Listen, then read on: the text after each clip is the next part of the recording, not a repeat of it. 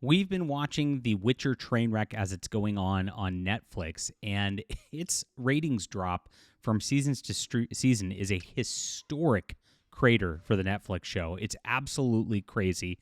I can't even believe it. We're going to get into why it is and why, of course, everybody's tuning out in record numbers. We're going to see it go even worse next week after people have seen this premiere and saw what the travesty of it was. Nerdrotic actually just did his review of it, and oh my gosh, you should watch that if you haven't already. Funny stuff. But wow, what a destruction of a property. I started ordering the book series, so I will be checking that out, and it actually is supposed to be arriving today. So maybe I'll have a review of the first short story collection out soon, because I want to see what the whole hubbub is about. I've played the video game, but never actually read the books on this. And I know it's like books, manga, what is it? Netflix adaptation, right? And that's where we're at right now with the video game going one direction, which is still a bad direction. I think that The Witcher 4 is going to have a lot of problems in it due to what I know about the content of the books. And then number two, of course, when you get that with Netflix, it gets even crazier. Let's get into the news in just a moment. Please hit the like and subscribe button. Guys, this is our Fandom Pulse Substack. We are telling the news that is nowhere else. Featured on Bongino Report. Dan Bongino, thank you for having us every single day almost up there in the entertainment section.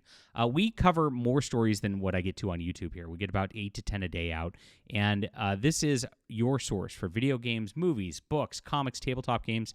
We're telling what's actually going on in the culture where nobody else is. So subscribe to this. It's in the description below. The subscription actually is pretty cool on Substack. If you've not been on there, you can subscribe for free. And I send out this Eat Blast every day that actually just really summarizes everything for you so that you know everything that's going on.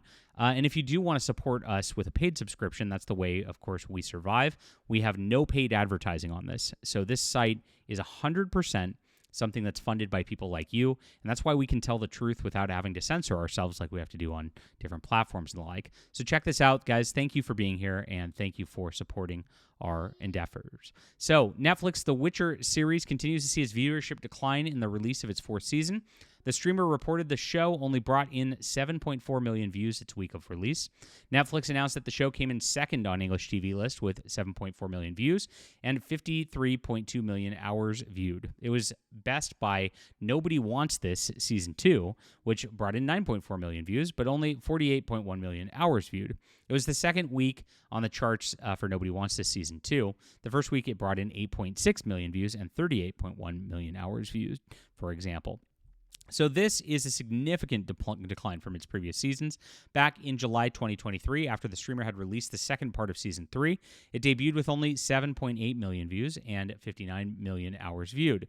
But when it had the first part of Season 3, it brought in 15.2 million views and 73 million hours viewed. Now, that's what it was doing before. That's what people enjoyed with Henry Cavill. They liked the beginning of this show. It started going off the rails even in Season 2, and then it started going further and further and further. It was a big problem. But The Witcher Season 1 was very, very excited with this. Season 1 with 49.1 million hours watched, and of course, it debuted with 142 million hours when Season 2 came out. So crazy stuff, and you can see just the decline of how it's gone overall. So this now is half of what it was before. That is such a huge drop. Usually when you get a season premiere, you get a bump in the ratings. So you get a slide over the course of things and during the weeks, and then, of course, the lead up.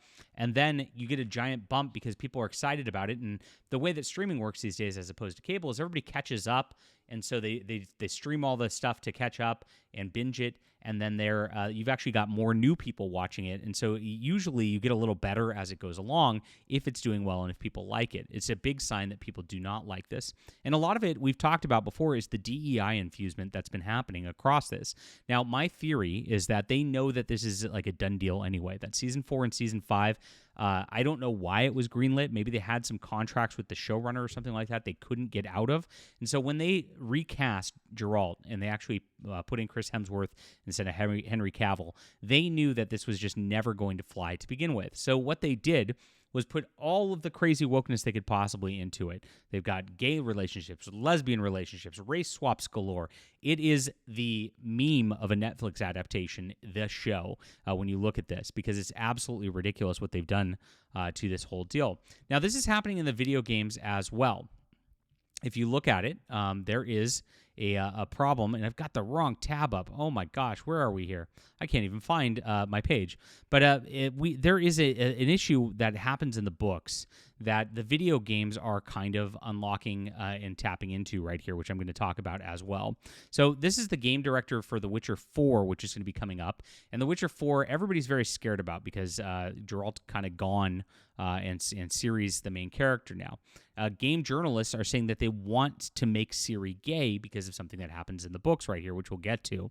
Now, this is kind of like the theory that's what Netflix is doing with this and why this is so cringy. So the game director on The Witcher 4 provided an update back in December, and this is what it is. When it comes to romance, what can fans expect? Will there be any in The Witcher 4? He said, absolutely. It's part of the way we make games. It's part of human nature. It's a very normal thing. Without that, we wouldn't be able to tell a very full story. It's a important part of life. But then he concluded, as always, we want to pay a lot of attention to it, make sure it's super compelling, full, and meaningful. So it's not just make a romance for the sake of making a romance. That's not the CD Projekt Red way. The comments are already being taken out of context by game journalists who claim the shift in the protagonist offers developers freedoms to explore non-traditional relationships. That's exactly what Netflix did in Season 4 here, setting the high expectations of The Witcher 4. This is because Ciri, being the protagonist of The Witcher 4, could offer more freedom than developers, as they will no longer be tied down with the lore of the books. This is the entire thing they're trying to do, and as they're shifting The Witcher in the Netflix show away from the lore of the books because of the way that it's all working now, Geralt's really not the focus of it in Season 4, if you haven't seen. That's what they're trying to do as well, so they can just push this agenda. And that's what it's all about. These video game developers and these big corporations, Netflix, they want to push the agenda. They're continuing to push it into everything all the time. There's an opportunity to break from the standard homosexual relationships that the franchise revolved around. So Kotaku journalist Alyssa McCronte talked about this back in the day, saying that Ciri is bisexuality. Her bisexuality from a Witcher expert, I'm right here.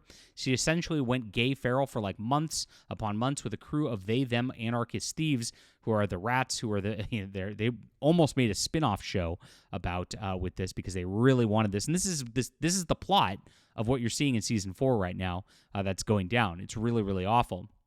So this is it. You get in The Witcher 3, you get 3 options to choose from. He's not half bad. Seems nice. Tell the truth, I prefer women is one of them, was what gets said. And it also comes from the second and third novels where he says this in the books. Ciri shuddered beneath the touch of a dry, hard, rough hand. She lay motionless, stiff, and tense, full of an overpowering fear which took her will away, an overwhelming sense of revulsion which assailed her temples and cheeks in waves of heat. Kaylee slipped his left arm behind her head, pulled her closer to him, trying to dislodge the hand which was tightly gripping the lap of her shirt and vainly trying to pull it downwards. Ciri began to shake. As it goes on with this, it is a graphic scene where Ciri's getting raped when she's about 15 years old to just show the grim darkness of it. It's not glorifying it. It's something pretty ugly. And that kind of is what is the onus of this, which is interesting because if you actually look at a lot of homosexual disordered relationships, they end up stemming from abuse. People don't realize this. You're not allowed to talk about this in 2025. I call it like it is, guys. I'm like the only channel who will do this, but it is. Almost all homosexual people who identify as that and lean into that were abused at some point, and that is actually truth.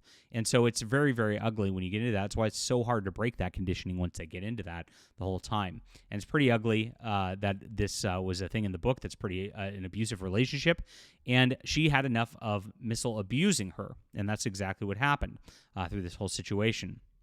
So with her abuse there, then she kind of hangs out with this crew, and it kind of implies a little bit, and that's exactly what it is. Now, this was a quick thing within this book and within this deal. They're making it the full-blown plot like it's the whole deal because that's what they want to do with everything, and they're ignoring the fact that, of course, abuse caused this, and that abuse caused her to just have problems for a while. And abuse does cause problems. That is true. That is pretty grim dark, and that feels like what The Witcher actually should be. Now, this is, again, what Netflix is developing the entire time, and everybody's tuning out for it. Nobody wants to watch this band of they, them, mongrel, half black, whatever, mixed race, whatever, go around and have gay relationships. That's not why people tuned into The Witcher. So, shocker, right? And so it is just a bastardization of it, and it's very, very funny to watch it collapsing to this level. I expected this, and this is where we're at today. We'll tune in very, very soon. We'll see how far it drops after this, because I think people checked out the premiere, and I think it's gone after this. I think people are done with it. And yeah, I'll start reading the book pretty shortly here in the first one, and give my my thoughts on the short stories later this week. Thanks for being here. This is your Real Fantasy News, guys, and you can get even more at fandompulse.com. That's fandompulse.com. Make sure to sign up today. It's in the description below. Thanks for being here.